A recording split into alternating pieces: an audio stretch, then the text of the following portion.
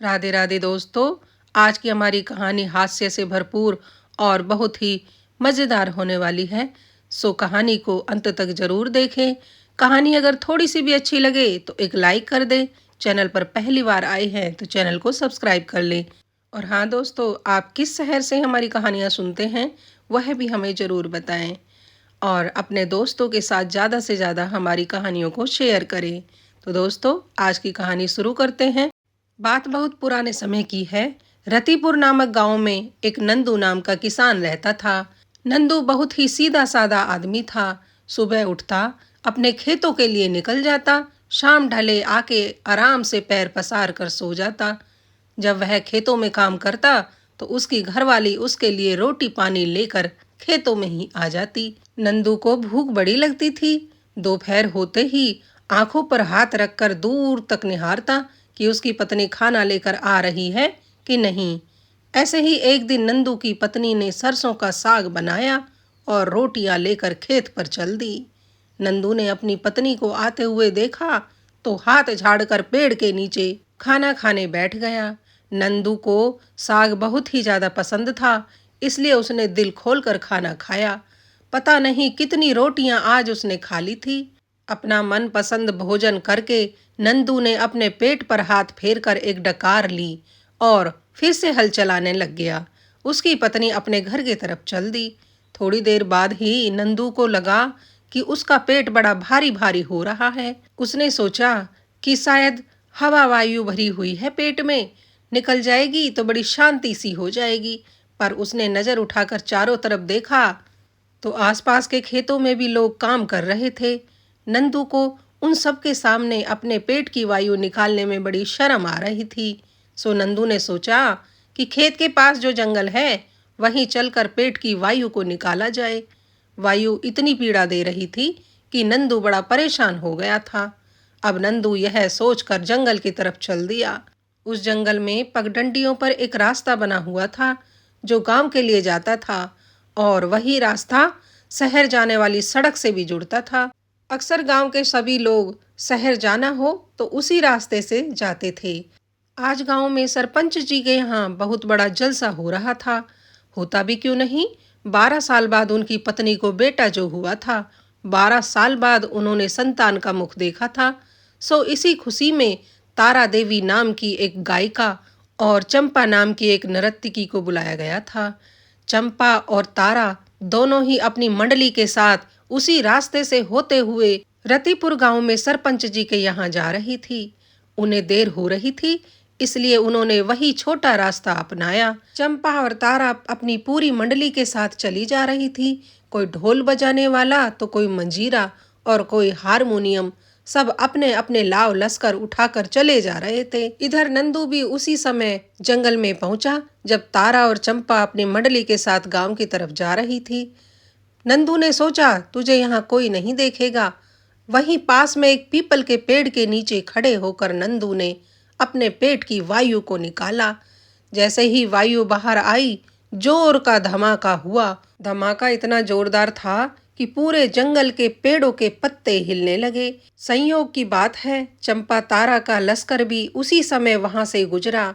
उन्होंने देखा कि इतना जोरदार धमाका हुआ है तो ठिठक कर थोड़ी देर के लिए सभी लोग खड़े हो गए और चारों तरफ देखने लगे कि यह आवाज कहाँ से आई है। लग तो ऐसे रहा है जैसे कि अभी अभी भूकंप आकर गया हो। थोड़ी देर तो हैरान और परेशान वो सब लोग खड़े रहे, फिर वहां से चल दिए। अब नंदू ने भी उन लोगों को देख लिया था। नंदू को लगा जैसे मैंने इनको देख लिया है, इन लोगों ने भी मुझे देख लिया है। अब तो बड़ी बेइज्जती हो जाएगी। नंदू को अब बड़ी शर्म आ रही थी। नंदू वहां से अपने खेत की तरफ गया, खेतों में हलाई भरी और शाम को कंधे पर अपना हल रखकर गांव की तरफ चल दिया। गांव में जैसे ही कदम रखा तो ढोल नगाड़े की आवाज उसके कानों में पड़ी। उसे भी जलसा देखने का बड़ा शौक था, पर आज जलसा देखने कैसे जाए, उसे बड़ी शर्म जो आ रही थी। पर दोस्तों के जिद करने पर नंदू मान गया, और खुद नंदू का भी बड़ा मन हो रहा था गाना सुनने का। उसे बड़ा शौक था। वैसे भी गांव में प्रोग्राम कभी कभी ही तो होते थे। अब नंदू तारा देवी का गाना और चंपा देवी का नृत्य देखने के लिए चल दिया। उसने सोचा दूर खड़े होकर देख लूंगा, जिससे तारा देवी की नज़र मुझ पर ना पड़े। अब यही सोचकर नंदू अपने दोस्तों के साथ जलसे में गाना सुनने चला गया। जैसे ही नंदू वहां पर पहुंचा तो तारा देवी ने अपने तान पूरे पर तान देते हुए एक राग छेड़ा। कह दूंगी मैं कह दूंगी वो पीपल वाली बत्तियां, चाहे बीते दिन सारा चाहे बीते रतिया। अब वो तो गा रही थी रागनी, पर नंदू को लगा कि इसने आज तुझे धमाका करते हुए देख लिया और अब ये तेरा भांडा फोड़ कर रही है पूरी जनता के सामने। अब तो नंदू शर्म से पानी पानी हो गया और अपने दोस्तों की तरफ देखने लगा कि कहीं इनको कुछ बात समझ तो नहीं आ गई तारा देवी की। तारा देवी ने जैसे ही रागनी छेड़ी, चंपा देवी ने उछल उछल कर नृत्य शुरू कर दिया। लोग वाह वाही कर रहे थे, उठ उठकर उनके गाने पर खुश होकर पैसे दे रहे थे। नंदू ने सोचा, बात खुलने से पहले ही संभाल ले बेटा। नंदू ने अपनी जेब में हाथ डालकर देखा तो कुछ सिक्के पड़े हुए थे। नंदू गया और एक सिक्का तारा देवी को दे दिया और आंखों ही आंखों में इशारा करके कह रहा था कि अब मत बताना किसी को भी, इस बात को यहीं दबी रहने दो।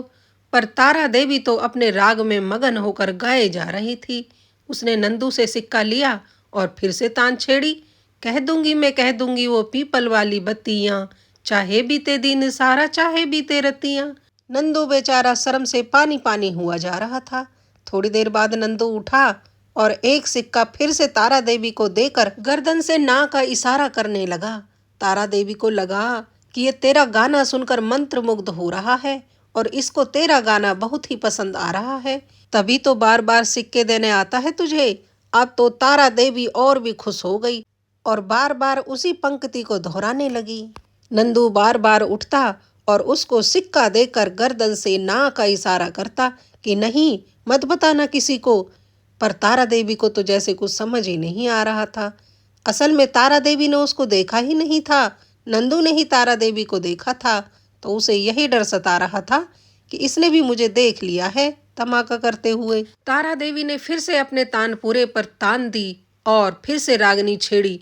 बजा रे ढोली ढोल और नाच रही तू चंपा, बांध के पैरों में पैजनियां, चाहे बीते दिन सारा चाहे बीते रतियां, कह दूंगी मैं कह दूंगी वो पीपल वाली बत्तियां। अब तो नंदू को शर्म से ज्यादा गुस्सा आने लग गया तारा देवी पर। उसने सोचा, कितनी लालची औरत है ये, मेरे सारे सिक्के भी ले लिए और फिर भी गांव वालों के सामने मेरी पोल खोलने पर तुली हुई है। और देखो तो सही, इसकी पूरी मंडली इसके साथ मिली हुई है। ये गा रही है और चंपा देवी थिरक थिरक कर मुझे अंगूठा सा दिखाकर नाच रही है। पूरी मंडली मेरी तरफ आंखें मटका मटका कर गा रही है। लगता है सबकी मिली भगत है मुझे परेशान करने की। अब नंदू का गुस्सा 7वें आसमान पर चढ़ गया। उसने सोचा, अब इसे एक भी सिक्का नहीं दूंगा। उधर तारा देवी बार बार यही तान छेड़ रही थी, क्योंकि उसे लग रहा था कि लोगों को तेरा यही वाला राग बहुत पसंद आ रहा है। नंदू का गुस्सा अब 7वें आसमान पर था। उसने सोचा, ये तुझे डरा रही है और तू डर रहा है। अब इस डर को तू ही खत्म कर दे तो ये तुझे डरा ही नहीं पाएगी। थोड़ी देर बाद तारा रानी ने जैसे ही वो गाना खत्म किया तो नंदू ने जोर से आवाज लगाते हुए कहा, तारा देवी तू क्या मुझे डरा रही है? गांव वालों को तू क्या बताएगी? मैं ही बता देता हूँ कि आज मैंने जंगल में क्या किया है। बार बार तान छेड़ रही है, मान ही नहीं रही। सारे सिक्के ले लिए फिर भी तेरा गाना खत्म नहीं हो रहा। कह दूंगी मैं कह दूंगी वो पीपल वाली बत्तियां। तू क्या कहेगी? मैं ही कह देता हूँ। भाइयों, आज मेरे पेट में बड़ी तगड़ी वायु भर गई थी, सो मैंने अपने खेत के पास वाले जंगल में जाकर वो वायु निकालने का फैसला किया। जैसे ही मैं जंगल में पहुंचा, संयोग से तारा देवी और चंपा देवी की मंडली भी वहां से गुजर रही थी। कोई मुझे वायु निकालते हुए ना देख ले, इसलिए तो मैं खेतों से जंगल की तरफ गया। वहां भी इन लोगों ने मुझे देख लिया। मैंने एक पीपल के पेड़ के नीचे जाकर अपने पेट की पूरी वायु निकाल दी, जिसकी वजह से एक जोरदार धमाका हुआ। पर इन लोगों ने मुझे देख लिया और ये बार बार गाने के माध्यम से मेरी पोल खोलने पर तुली हुई है। देखो भाइयों, इसने मेरे कितने सारे सिक्के ले लिए। मैं इसको बार बार मना करता रहा पर यह नहीं मानी। ले, मैंने ही ये डर खत्म कर दिया। अब बता सबको पीपल वाली बत्तियां। बस नंदू का इतना कहना था इस सारे गांव वाले जोर से ठाका मारकर हंसने लगे। तारा देवी आश्चर्य से नंदू की तरफ देख रही थी। उसकी पूरी टीम आश्चर्यचकित थी। थोड़ी देर बाद तारा देवी ने नंदू को अपने पास बुलाया और कहा, अरे नंदू, हमने तो तुझे जंगल में पीपल के पेड़ के नीचे देखा ही नहीं। हाँ, हमें धमाके की आवाज़ तो आई थी, सो हमने सोचा या तो जंगल में कोई पेड़ गिर गया है या फिर भूकंप आ गया है। हम थोड़ी देर रुके कि भूकंप शांत हो जाएगा तो हम गाँव जाएंगे। और रही बात गाने की, तो ये मेरा गाना था। कह दूंगी पीपल वाली बत्तियां, चाहे बीते बिनसारा चाहे बीते रतियां। इसमें तुम्हारे धमाके का कोई जिक्र नहीं था। तुमने गलत समझा नंदू। अब नंदू ने जब यह सुना तो नंदू तो पहले से भी ज्यादा शर्म से पानी पानी हो गया। उसने अपनी मूर्खता और भोलेपन में खुद की ही पोल खोल दी।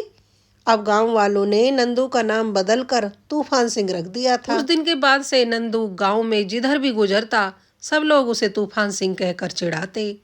तो दोस्तों, आज की हमारी कहानी यहीं पर समाप्त होती है।